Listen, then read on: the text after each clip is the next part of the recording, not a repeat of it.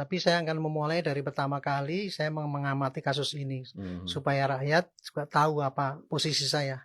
Saya bukan relawannya Pak Jokowi, Betul. dan saya tidak membela Pak Jokowi, bukan. Tetapi saya ingin menerangkan pada rakyat, inilah yang terjadi sebenarnya.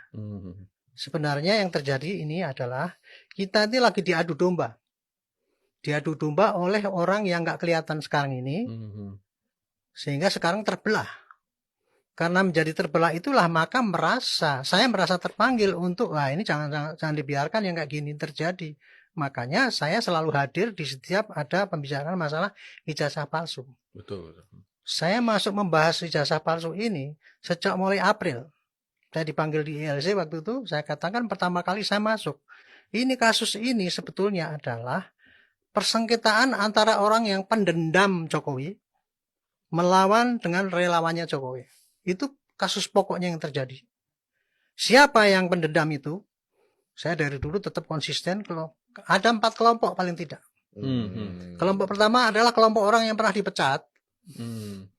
Yang kedua kelompoknya itu dibubarkan, ormasnya ataupun kelompok itu dibubarkan.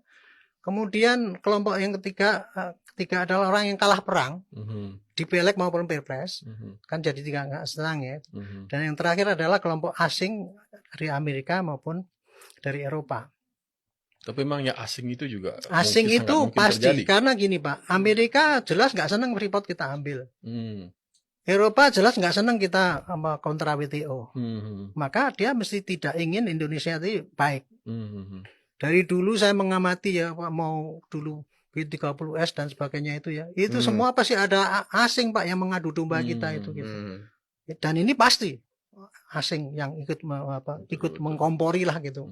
Inilah yang sebenarnya terjadi ya. Terus kemudian kalau ini entry-nya adalah dengan ijazah palsu. Nah, ijazah palsu ini kalau mau diterangkan kasusnya apa? Ini kasusnya adalah kelompoknya pembenci Jokowi itu ya.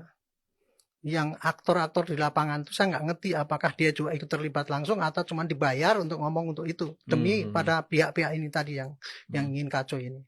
Maka sasaran saya adalah kepada masyarakat, jangan sampai kita mau diadu domba, kiranya gitu. Maka saya akan menerangkan yang sesungguhnya apa yang terjadi.